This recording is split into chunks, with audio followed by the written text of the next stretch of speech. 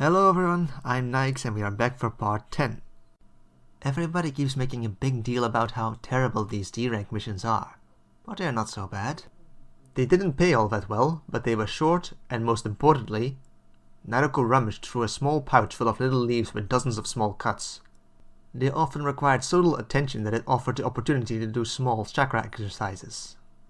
The very day after their first D-rank, they had to weed a garden.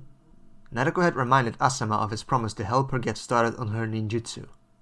Asama would have been more reluctant if he didn't have an inkling of the amount of chakra Naruto had at her disposal. Her chakra control wasn't that great, but it was better than he had feared. Naruto would likely be able to use even B-rank ninjutsu continuously for hours before getting tired. He told her as much, no point in hiding it. Okay, so when do we start?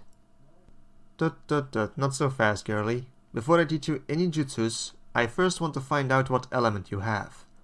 He presented her with a single copy of chakra-inducing paper. What do you know about chakra natures? There are 5. Fire, earth, water, wind and lightning. Though outside those 5 there is also yin and yang, though those 2 are different somehow. I also know that everyone has an affinity for one or on very rare occasions more than one of the 5. Just so. Now pour your chakra into this thing. She did, and the paper split in 2. You're in luck, Naruto.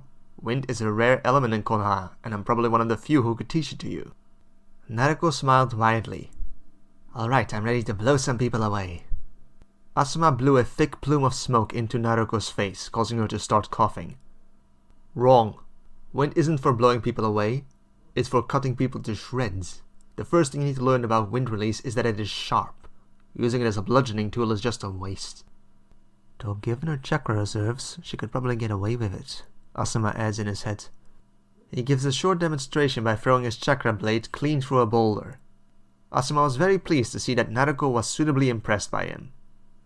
Wow, you didn't even need to use a hand sign. Not every jutsu requires hand signs, kiddo. What I used was pure nature transformation. So I need to learn this nature transformation thingy to do wind ninjutsu. Not necessarily, but you'll be learning it anyway. And even then I might not just give you a jutsu. Naruto furrows her brows. I assume you have some reason for that? Good. She doesn't immediately throw a tantrum, Asuma thought. I'd like to give you the tools to come up with your own jutsus. So on top of nature transformation, I also want you to start working on chakra shape transformation. It's true that I could just give you a set of hand signs and I could probably get you spitting wind bullets in a few weeks, or even days. But when ninja make their own personal techniques, those will generally fit them better. Naruto gave him a suspicious look. You're not just doing this so you can get out of teaching me any jutsus yourself, right? Asuma puts a hand over his heart. I'm hurt, Naruto. Do you truly think so little of your own sensei? Naruto kept looking at him suspiciously, which he guessed answered that question. Asuma adopted his most mocking voice. Or do you think you're not smart or creative enough to come up with anything? I can tell what you're trying to do, Asuma-sensei.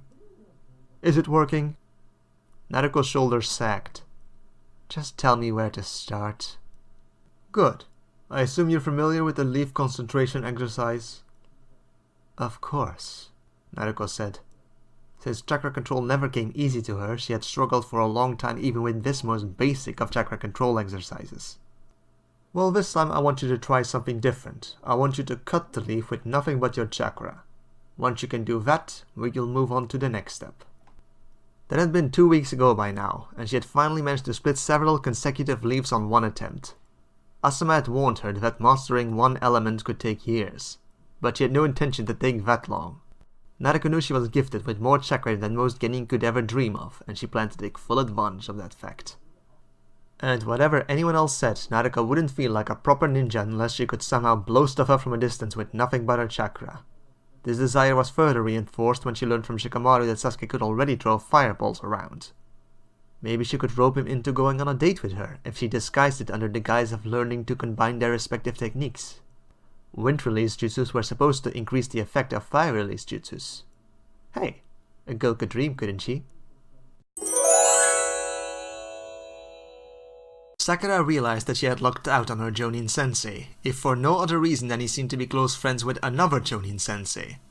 Namely one Kurenai Yui, the one in charge of Ino's team. It gave both Sakura and Naruto plenty of chances to see their third friend. But just as importantly, it allowed Sakura to pick at the brain of one of Konoha's best Genjutsu experts. Asuma told me you were interested in learning more about Genjutsu, Kurenai said more than asked. It seems to be the best use of my talents, Kurenai-sensei, and thank you for taking the time to teach me, even though I'm not one of your students. Kurenai smiled. I am happy to help any eager young Kunoichi reach their full potential, though I warn you, I am still somewhat new to this teaching business. Sakura nodded. So, Genjutsu. The academy taught us all about how to get out of one, but they never told us how to cast one.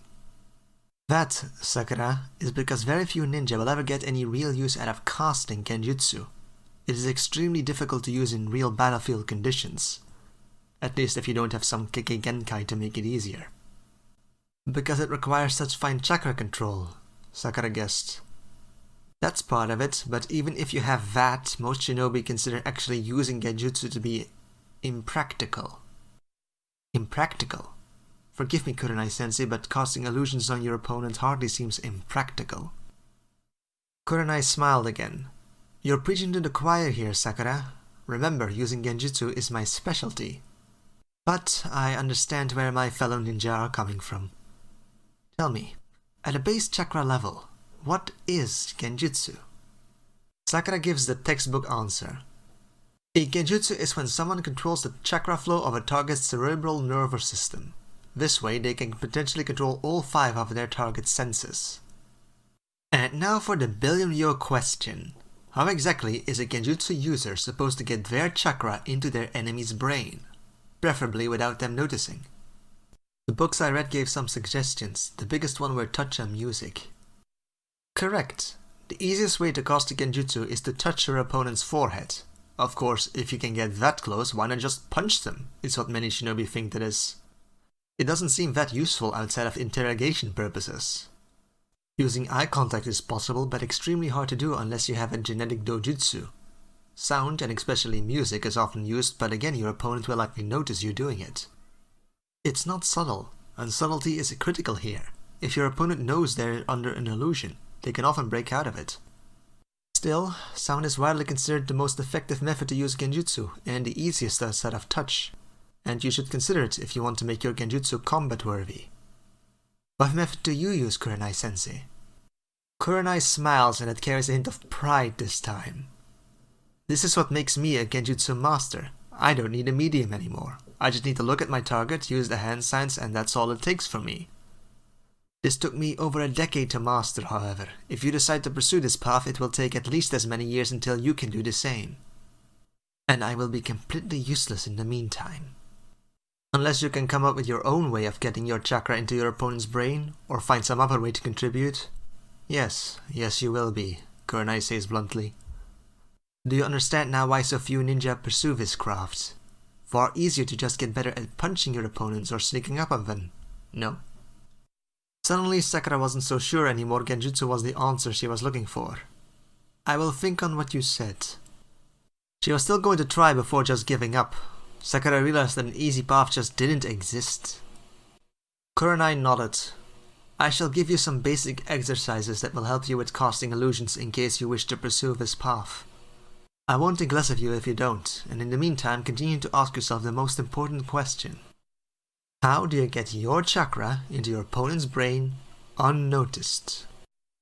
A little over a month after the true Genin test, Sasuke had finished work for today and was purposely walking towards the Hokage's office. Becoming an official ninja had not been what he had expected.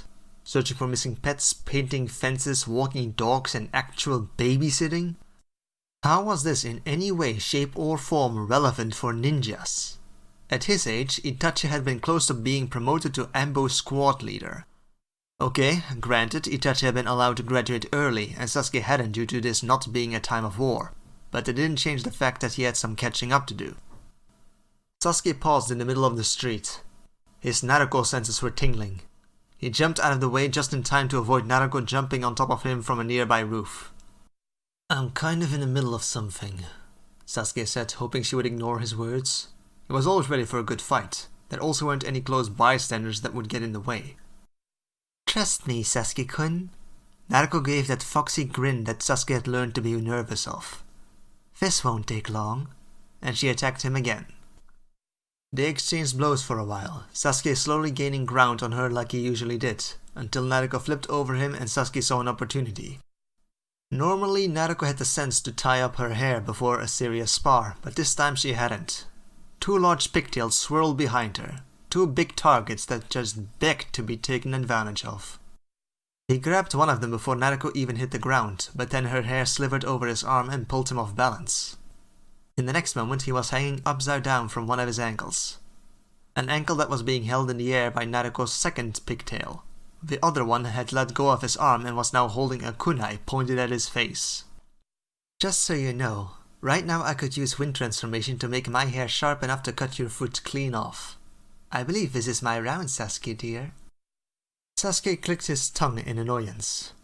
Fine, but that trick won't work a second time. So Naruto had started to learn wind release. Interesting, and fairly impressive if her claim to already be able to use it to some degree was accurate. Naruto leaned forward, invading his personal space. I swear if she tries to kiss me, it's a fireball straight down her throat. Sasuke, my love, did you know that wind release ninjutsu can strengthen fire release ninjutsu? I could make your attacks a lot stronger. I could make you a better ninja. And she'd continue more suggestively. I could make you a better man. For someone that supposedly likes me, she sure likes to attack me a lot. Maybe Naruto was actually a yandere. Sasuke shuddered. Alright, enough of this nonsense. He slowly and deliberately started to make the hand signs for the fireball jutsu. Naruto looked appropriately worried and dropped him before he could finish the sequence. Sasuke broke his fall with an outstretched hand and pushed himself upright. Naruto seemed to have had enough for today and made herself scarce. Sasuke dusted himself off and continued towards the Hokage's office as if nothing out of the ordinary had happened. And considering his and Naruto's past interactions, nothing had. When he arrived at his destination, he filled out an official request form.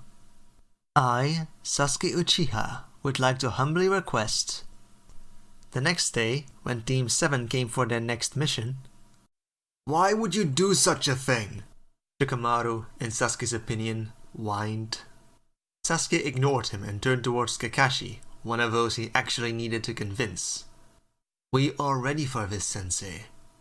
He didn't like to be the one to request a more difficult mission, but Shikamaru was too lazy and Hinata too much of a doormat to do it. Maybe we are, Sasuke. But you should have consulted with your teammates before doing this, Kakashi said with a hint of reproach. Shikamaru would never have agreed to this, Sasuke thought. He knew this even before his reaction now. Ano? Everyone turned to Hinata. She spoke up so rarely without being asked something first that when she did, it just naturally drew attention. Like a reindeer strolling through the streets of Konoha. You just had to pay attention to it purely for the novelty. I'd also like the chance to prove ourselves. Good girl, Sasuke thought. Between her and Shikamaru, she was definitely his favorite. She didn't complain about any of the work she was assigned and wasn't affected by the same mental illness that caused the rest of his female classmates to lose their collective heads around him. On top of that, the fact that she was essentially a walking pair of X-rays likely made her more useful than any of his other classmates would be.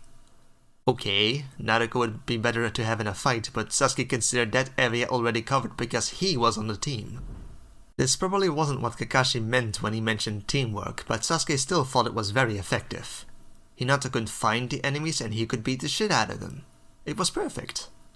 Sasuke knew that the Hyuga and the Uchiha used to be my eyes are better than your eyes kind of rivals back in the day, but Sasuke didn't care about that. He knew that the biggest threat to the Uchiha right now were the Uchiha. Shikamaru, on the other hand, in Sasuke's eyes, was still dead weight. The worst part of it was that Shikamaru didn't even seem to try to be better. For someone like Sasuke, Shikamaru's lack of drive or ambition was anathema. We are ready for this, Hokage-sama. Who died and made you leader? Shikamaru asked. Sasuke didn't deign that question to be worthy of a response. Of course he was the leader, not counting Kakashi. He was the strongest of the three, so he was the leader. That was how the world worked. Or did Shikamaru think that the Hokage and the strongest ninja in the village being the same person was purely a coincidence? Well, Kakashi, what do you think? The Hokage asked. I suppose there is no harm in a C rank, Kakashi said. I approve. Shikamaru made some frustrated noises, but he seemed resigned at this point. Very well, then I have an escort mission for you. Please bring in the bridge builder. And that's where we're going to leave things for now. Please join me next time for part 11. Nikes out.